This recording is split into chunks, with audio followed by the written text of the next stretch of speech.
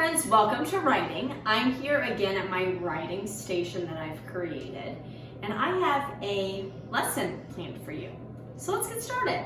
Okay, so what I've created here to save some time is I've made a little anchor chart. And what we're going to focus on this week is how to make our writing easy to read.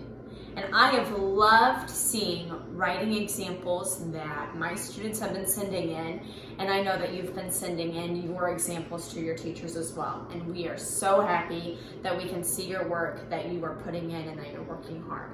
Okay, so we have 7 things that we're going to focus on this week to make our writing easier to read. The first thing that we're going to do is we're going to make sure that we use our line to keep our words nice and neat. So my example, I kept my letters that went along with my word. I followed that line so that my sentence could be straight. That makes it easier to read. We want our readers to be able to read what we're writing. If I have long letters in my word, I'm going to want to make them long. I'm going to stretch them out.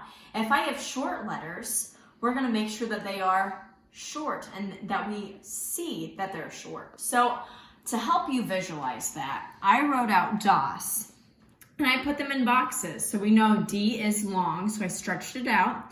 O is short and the S's are short, and I'm making them short. So when you're writing, I really want you to focus this week on, okay, is this letter going to be a long letter? And if it is a long letter, what am I going to do to make it long? If it's a short letter, what am I going to do to make it look short? The third thing, let's take a look what we're going to do. Oh my goodness, and you all are awesome at this. Listening to the sounds that you hear in a word. And if I hear those sounds, I want to write down exactly what sounds I'm hearing. So if I'm making out the sound for van, I'm going to sound it out using Stretchy the Snake. And then I'm going to write down the letter V right after I hear it. Ah, ah, ah. I'm going to write down my letter A, and I'm going to write down my N right after that. When I'm writing, you got to use your finger for your finger space so that you make sure that your words are separated. If they're all smushed together, it's going to be really hard for your reader to read what you're writing. So if I'm writing, I like cheese, I put your finger space in, like, finger space in, and if I had room to write cheese, cheese would be right over here. I always need to make sure that I'm starting my sentence with a capital letter. And you also need to be thinking, if I'm in the middle of a word, or if I'm in the middle of my sentence, should I be having a capital letter here? And if I shouldn't be having a capital letter in there, make it lowercase. Work on that this week. So my sentence here, I started with a capital T. And if you're looking, did you see any other capital letters? Nope, you just saw lowercase letters because there should just be lowercase letters in there. We're getting ready for first grade and we need to make sure that we're using the correct letters when we're writing. All right, let's take a look at our next step. Oh my goodness, punctuation. I need to make sure that I am using the correct punctuation at the end of my sentence. I can't leave that out. And if you're looking back up to the sentence up above, what punctuation did I use? A period. If I'm asking a question, put in a question mark. If I'm really excited about something, put in that exclamation mark. All right. Last but not least, and we've been working on this all year long, draw a detailed picture. When you are writing, and like I've said, we want our readers to be able to read what we're writing. If I have a detailed picture that has a lot of details, I've colored it in, and I should have colored that in here, okay?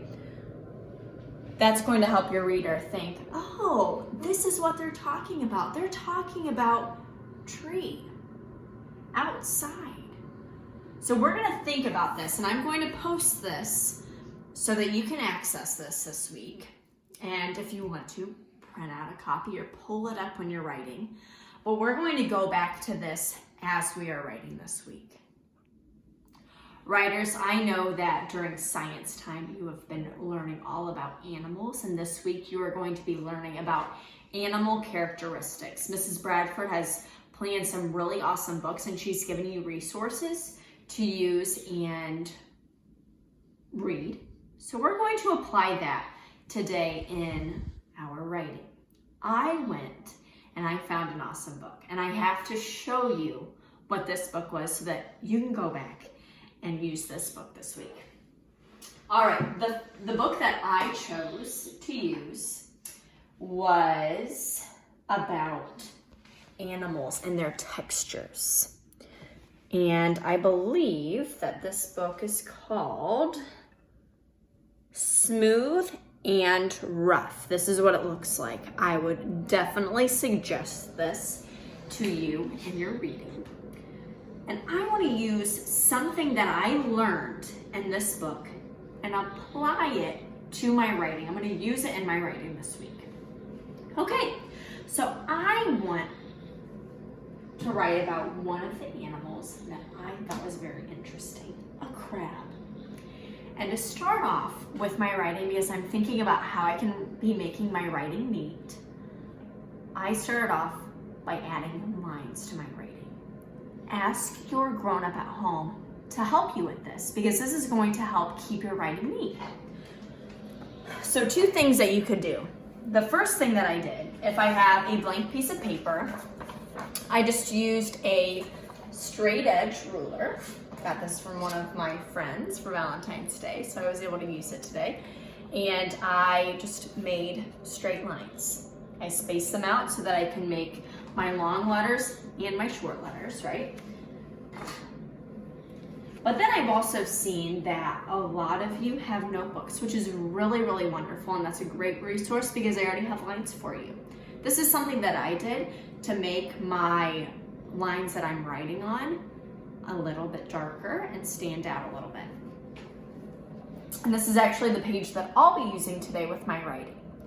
Okay, so I spaced it out. My other lines, I can use these to make my long letters, and then I can also use it to make my short letters. Okay, so I learned by reading Smooth and Rough that the crab has a rough outside layer to keep its soft insides protected. So I think that I need to write a sentence. To save time, I drew my picture to show my details. All right, I'm going to keep in mind all of the things that we talked about with our anchor chart to keep my writing easy to read. So I'm going to start at my top line, and I'm always writing from left to right. So I want to write the sentence, a crab has a hard shell. So let's write it. So I'm starting with a capital letter, A. I'm using my line to help keep my letter nice and straight. And I know that A is a long letter. My capital A is a long letter, so I need to stretch it out. Finger space. A crab. Let's sound it out. Well, it could be 2 letters, but we'll go with C. B.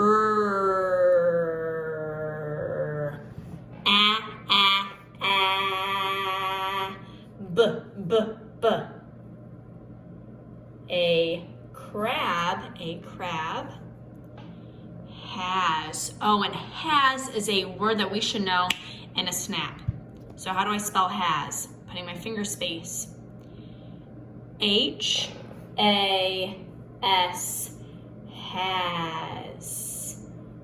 has a. Making sure that I'm using my line, making my letters short if they're short. If they're supposed to be lowercase, I'm keeping them lowercase. Now I need to move on to my next line. A crab has a, when I said rough, let's sound it out and listen to every sound that we're saying. And if I need to say it multiple times, I will.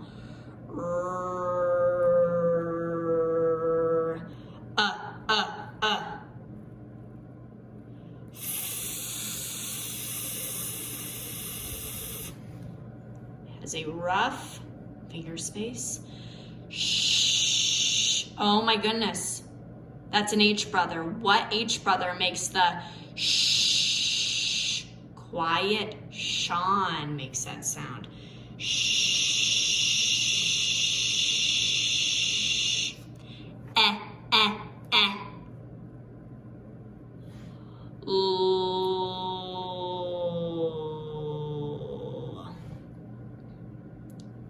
A crab has a rough shell too.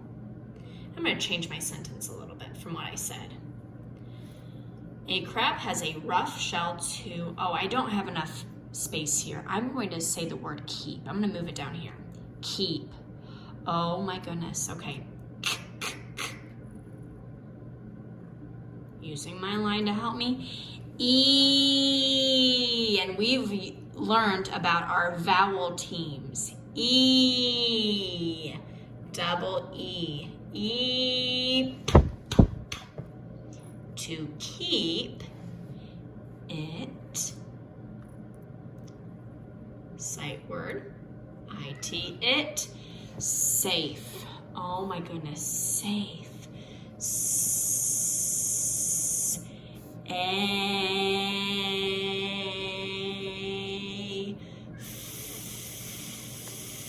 And I know in order for my A to say its name, I must have a magic E at the end to keep it safe. Friends, what am I missing? I've talked about keeping my words on the line.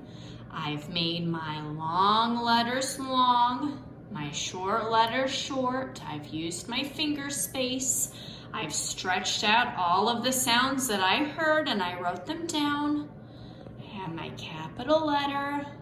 I have my picture. Oh my goodness, my punctuation. I need to put a period at the end of this. Okay. Let's read my sentence. And if you noticed, I went back to make sure that I was writing the next word. I'm gonna read my sentence.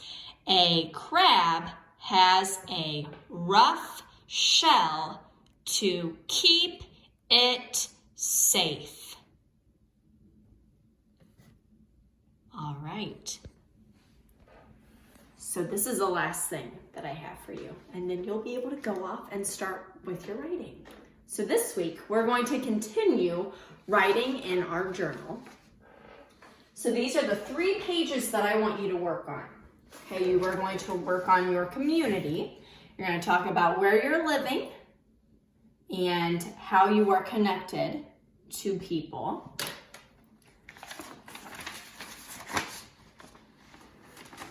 You're going to write about what you're busy doing this week and the weeks previously, because we've been at home for a little while. All right, and then the last part that I am really excited about, handprints. So what you could do, put your hand down. You could trace it with a marker, with a pencil, and then color it in. You could use paint, so painting your hand and then pressing it down. And you're doing this with the people living in your house. Maybe you don't have room, maybe mom and dad have big hands, brothers and sister have bigger hands and you can't fit them all in. Just add another piece of paper on. This is something else that I have in my house. I have stamp ink. Put it on my hand.